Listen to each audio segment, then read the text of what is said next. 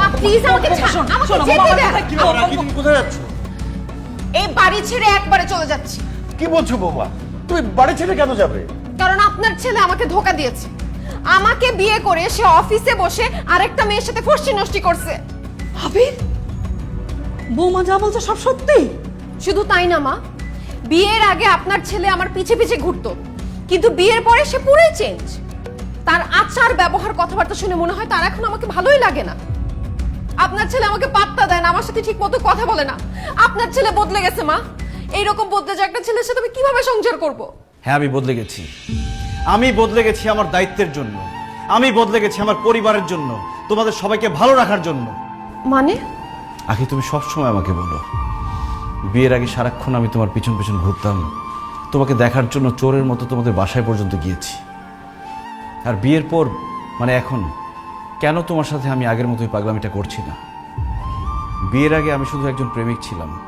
আমার কোনো দায়িত্ব ছিল না, অফিস ছিল না, বস ছিল না, বাসা ভাড়া ছিল না, বউ ছিল না, এমনকি বাবা মায়ের চিকিৎসার খরচ পর্যন্ত চালাতে হতো না। আমার পৃথিবীতে ছিল শুধু তুমি আর তুমি। তাই শুধু তোমাকে দেখতে চাইতাম, তোমার পিছন পিছন ঘুরতাম, তোমার জন্য পাগল হয়ে যেতাম। বিয়ের আগে তুমি শুধু আমার প্রেমিকা ছিলে, তোমার জন্য আমার এক্সট্রা কোনো খরচ করতে হতো না। কিন্তু বিয়ের পর তো তুমি আমার বউ, তোমার ভরণ পোষণ, তোমার দায়িত্ব, তোমার থাকা খাওয়া সব কিছুর দায়িত্ব আমাকে নিতে হচ্ছে। আমাদের বাসা ভাড়াটা এখন আমাকে দিতে হয়, আমার বাবা মায়ের চিকিৎসার খরচ আমাকে দিতে হয়। আর এই সংসারের পুরো দায়িত্বই তো এখন আমার। আর আমার চাকরি আছে, সেখানকার কাজটাও তো আমাকেই করতে হয় আখি। বসের মন জুগিয়ে চলতে হয়। তুমি সবসময় আমাকে বলো না আমি তোমার পাশে শুয়ে থাকি, কিন্তু তারপরে তোমার সাথে হাসি মুখে কেন কথা বলি না? কারণ আমি তখন চিন্তা করি, আমি ভাবি যে আমার বউটার মুখে সবসময় হাসি কিভাবে ধরে রাখতে পারবো।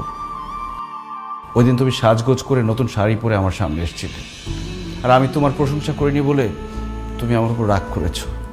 কিভাবে আমি তোমার প্রশংসা করব? আমি তো তখন ভাবছিলাম যে আমি কিভাবে আমার বউকে আরেকটা নতুন শাড়ি কিনে দিতে পারবো, কিভাবে আমার বউটা সবসময় সাজগোজ করে থাকতে পারবে, সেটা নিয়ে ভাবছিলাম। আমি প্রশংসা করতে পারিনি এই জন্য। আমি 9টা থেকে 5টা পর্যন্ত অফিস করি, মাঝে মধ্যে এক্সট্রা কাজও করি। অফিসে বসের সাথে কথা বলে, কলিগদের সাথে কথা বলার পর আর কথা বলার মতো কোনো শক্তি থাকে না আমার। তাই এসে আমি শুয়ে পড়তে চাই। আখি, দিন শেষে আমিও মানুষ, আমি রোবট না। আমিও ক্লান্ত হই, আমারও ঘুম আসছে, আমার ঘুম আসতে ইচ্ছে করে। তুমি সবসময় বলো না কেন আমি কাজকে সবসময় প্রাধান্য দিই, বসকে সবসময় প্রাধান্য দিই? আমার বসকে যদি আমি প্রাধান্য না দিই, আমার চাকরিটা চলে গেলে আমি তোমাদেরকে কোথায় রাখবো, কি খাওয়াবো? আখি, প্রেমিকের সাথে কখনো স্বামীর তুলনা করো না। একজন প্রেমিকের কোনো দায়িত্ব নেই, সে অনেক কিছুই করতে পারে, কিন্তু একজন স্বামীর মাথায় তার স্ত্রী, তার সংসার, তার বাবা মা সব কিছুর দায়িত্ব থাকে। আর একজন স্বামী নির্দিষ্ট একজন মানুষকে খুশি করার জন্য চাইলেও অনেক কিছু করতে পারে না। একজন প্রেমিক তার প্রেমিকাকে যতটুকু ভালোবাসে, একজন স্বামী তার স্ত্রীকে অনেক গুণ বেশি ভালোবাসে। কিন্তু সেই স্বামীটা তার স্ত্রীকে তার ভালোবাসা প্রকাশ করতে পারে না। এমনকি বাবা মাকেও তার ভালোবাসা প্রকাশ করতে পারে না। আর সবার জন্য করে যাওয়া এই লোকটাকেই সবাই দোষ দেয়। ওই যে কথায় আছে না, যে করে বেশি তার দোষও বেশি।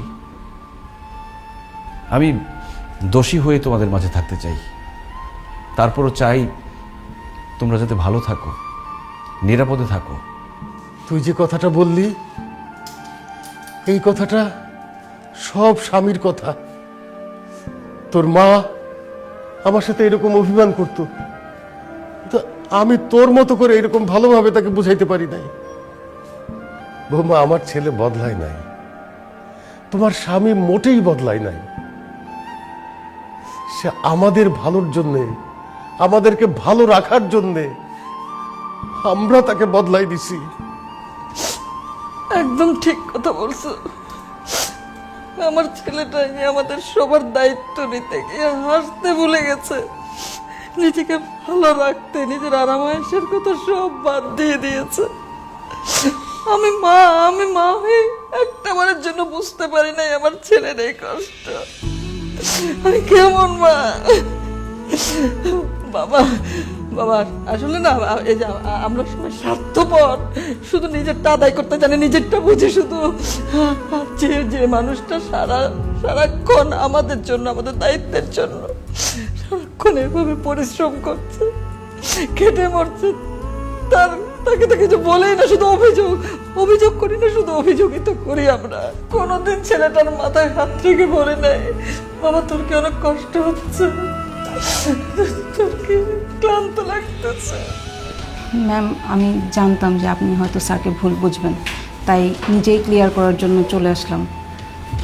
আসলে ম্যাম, আমার হাতে ধাক্কা লেগেই স্যারের গায়ে পানি পড়েছিল, সেটাই আমি টিস্যু দিয়ে মুছছিলাম, আর আপনি সেটা দেখেই স্যারকে ভুল বুঝছেন।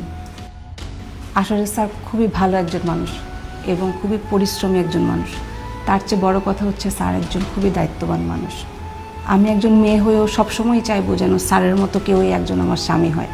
সেই জায়গা থেকে আপনি আসলে খুবই লাকি একজন পার্সন। আবির,